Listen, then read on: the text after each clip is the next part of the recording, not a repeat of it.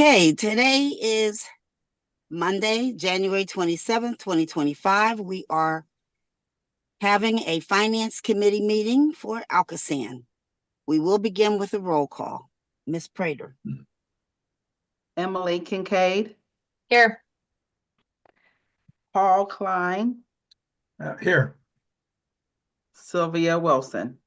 Here. That concludes the attendance. All right, thank you. We have 4 information items today, and we'll begin with a general economic and bond market overview. Or Charlie, you're going to do this? Yes, I would, Sylvia, if that's okay. Are you going to cover all 4 items? I believe so, yes. Okay, well then, okay, well go ahead. Go ahead. Okay, thank you. If everybody is acceptable to this, I will share my screen. Can people see my screen? Looks good, Charlie. Yep. Thank you. See if I can get my screen. Here we go. So the 3 things I was going to talk about were an economic overview and update on what's going on with the bond market. Then the second item would be to review the proposals that the authority received from law firms who are interested in acting as the authority's bond counsel.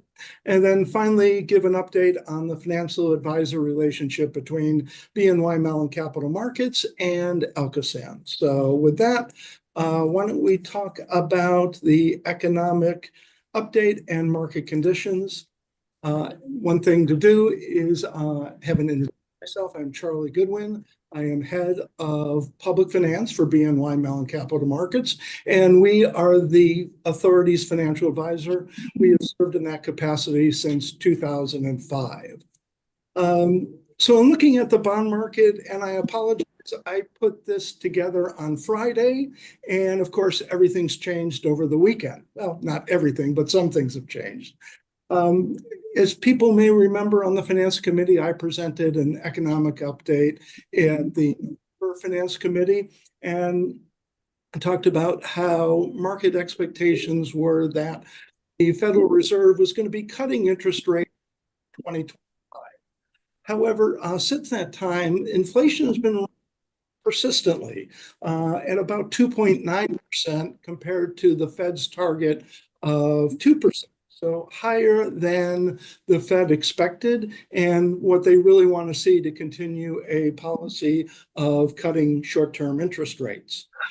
The bond market had, back in November, expected the Fed to cut interest rates by about 0.3% by March. But now the bond market is not expecting any cuts until June, and potentially we could see a little bit more cuts or fewer cuts depending on where inflation goes. That's translating into a lot of volatility in the bond market. Long-term U.S. Treasury yields on, say, the 30-year maturity, which is a good bellwether for general cost of funds for most entities, has bounced around between 4.3% to 4.86% on Friday. But now, given what's going on in the equity markets, and I'll get to that in a minute, rates have come down by 0.1%. So long-term Treasury rates are about 4.75% today. As I said, and as the chart shows, equity, and that is measured by the Standard & Poor's 500 index, has been close to record highs.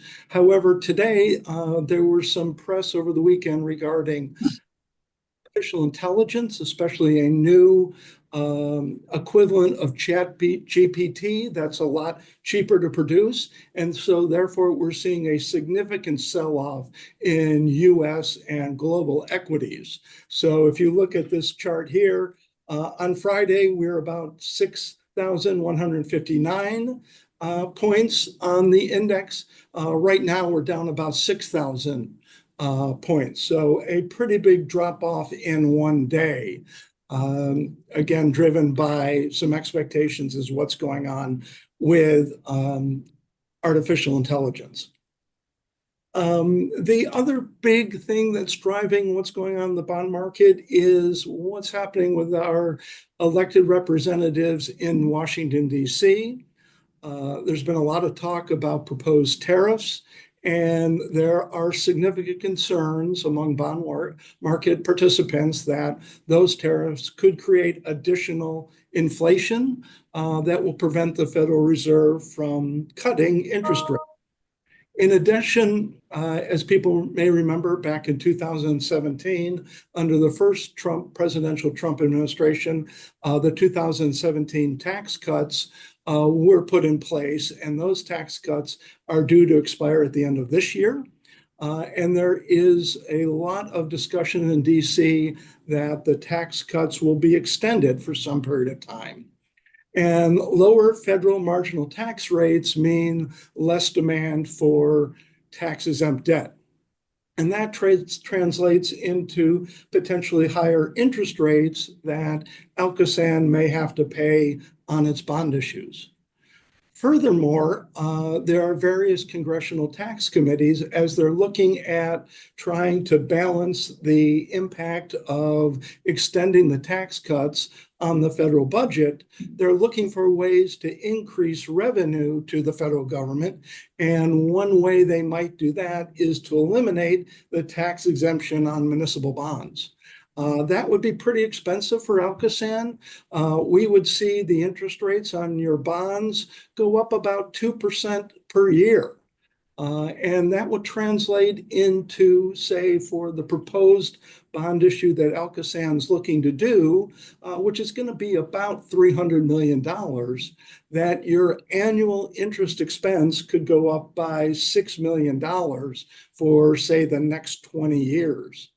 And then when you think about additional bond issues that ALCOSAN may have to put in place in order to fund the consent decree projects, you could be looking at, potentially even $60 million a year of additional interest expense if the exemption of the interest on your debt is no longer deductible for federal taxes. So that is what's weighing on the bond market and could present significant challenges to ALCOSAN going forward. Let me pause for a minute, see if anybody has any questions before I go on to the bond counsel. If anyone does, just speak out because I can't really see everyone on my cell phone screen. That's a pretty good overview, Charlie, of the world as it looks right now. Thank you. I'm glad no one's asking me what's going to happen tomorrow because I wish I knew. So moving on, let's talk about the bond counsel proposals that were received. As this committee may remember, back in November, you and the board approved you approved a RFP for bond counsel. We distributed that RFP in December with responses that were due by January 10th. We sent out the RFP to 28 different law firms. We put that list together between ourselves and Babs Callan to come up with a list of firms that we thought had a wide range of capabilities. So we're looking firms who had a Pennsylvania presence, a Pittsburgh presence, and a strong national presence, as well as experience with other sewer authorities, both in Pennsylvania and nationally. We asked a series of questions, or about 7-8 questions we asked. These questions were centered around what the firm's experience was and is with other sewer authorities. How much of a local presence do you have, both in terms of total attorneys located in the region, as well as any attorneys who focus primarily on the issuance of bonds for municipal entities. We asked about the backgrounds of the attorneys assigned. We also asked about the experience with of the firm with amendments to bond indentures. As you may recall, we're trying to amend portions of ALCOSAN's indenture to make it easier and more cost-effective for ALCOSAN to issue bonds going forward. So we want to make sure we've got firms that have the experience regarding bond amendments so that it will help us get those amendments passed. And then also we asked about proposed fees.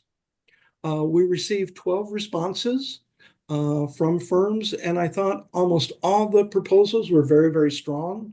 We reviewed them with the directors of finance and accounting and developed a scoring matrix to evaluate the proposals. So on the left, you see a column of the proposals that we received from the various law firms. Several of them, Buchanan Ingersoll, Bruce Dice, Clark Hill, Cozen O'Connor, Dickey McCamey, Eckert, McNeese Wallace, Reed Smith, Steptoe, and Johnson have good local presence here in Pennsylvania, and pretty much all the firms have significant experience in issuing bonds or helping authorities issue bonds.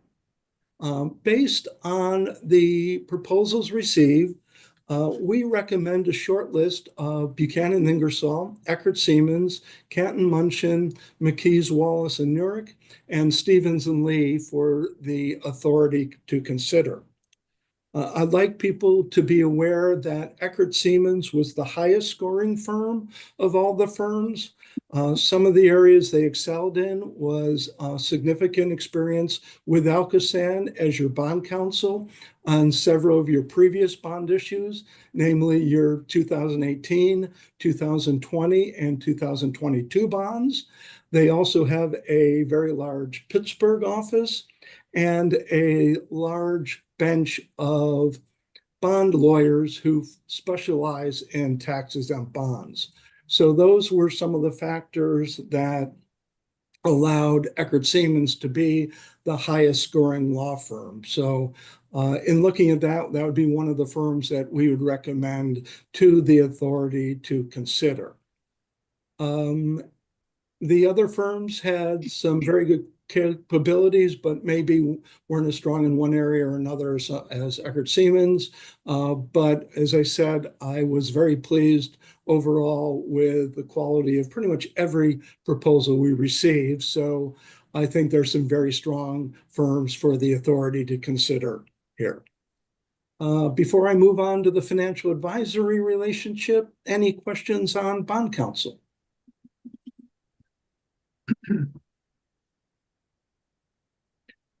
Okay, now comes an update on our financial advisory relationship with ALCOSAN. As I mentioned, BNY Mellon has been your financial advisor since 2005. However, we are going to be exiting our financial advisory services for all our financial services clients, and we have given formal notice to the authority that we intend to resign on February 28th of this year. And we'll look to work with ALCOSAN to facilitate an orderly transition to your next financial advisor. And I just want to say on behalf of BNY and me personally, because I've been the one doing this work since 2005, that I have really enjoyed the opportunity to serve as your financial advisor.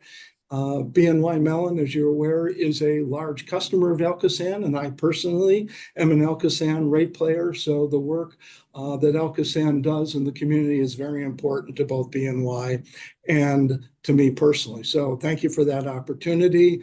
I'm sorry that we will no longer, as a firm, be able to continue working with ALCOSAN, but it was a decision that we've made for a variety of reasons. So I think you're in great position to move forward, and I'm sure your next financial advisor will serve the authority well going forward.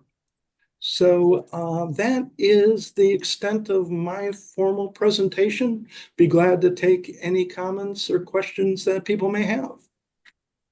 I just want to personally thank you for all the hard work that you've given and dedication to ALCOSAN, because you've really done a great job for us. And so I'll just thank you, and sorry that that we're seeing this come to a close, but things happen. So thank you so much. Thank you, Sylvia. I really appreciate that. 20 years is a pretty good run as these things go. So I also thank you for your great work. Thank you, Paul.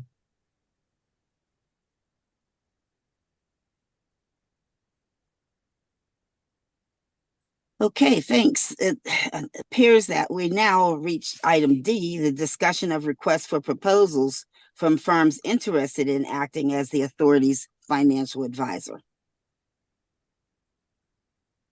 Chair, committee, if you have questions about the process or the proposals, Karen and Charlie are here to answer those questions. It is our recommendation that you move forward and retain Eckert for this next period. We have done business with Eckert in the past. They have served us well. As Charlie indicated, any of the shortlisted firms are capable. Eckert just has additional strengths that we believe will serve us well at this point. But committee, questions, commentary? And Karen, please. Thank you, Ms. Arletta.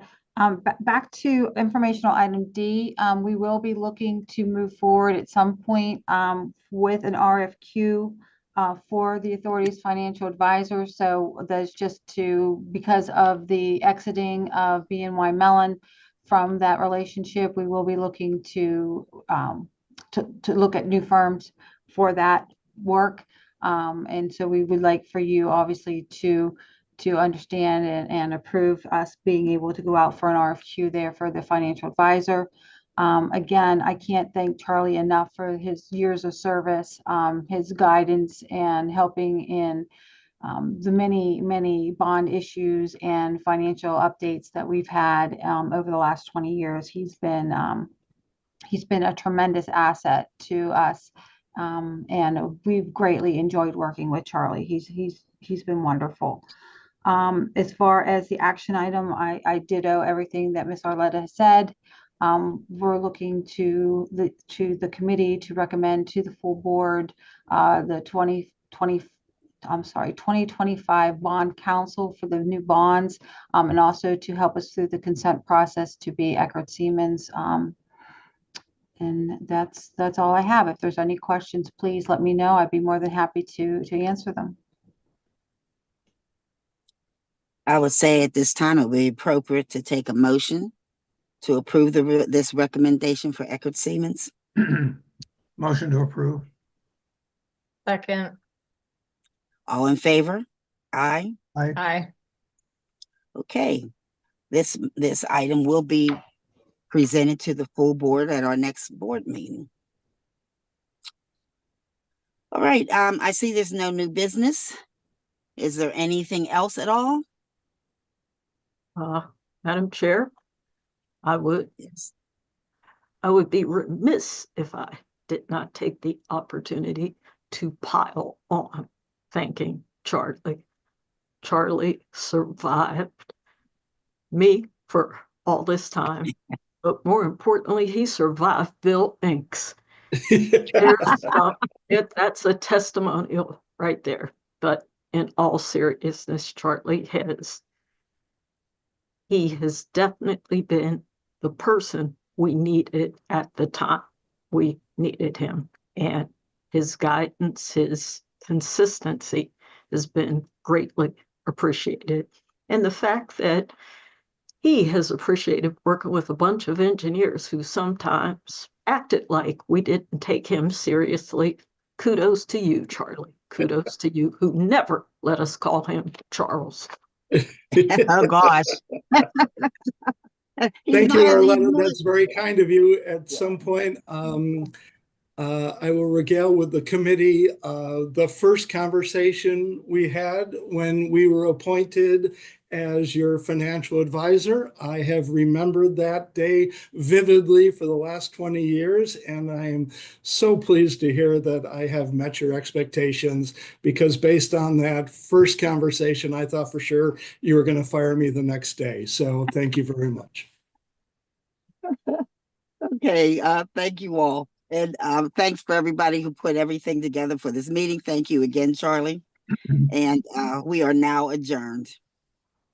Thank you, everybody, You for committee. coming. Bye.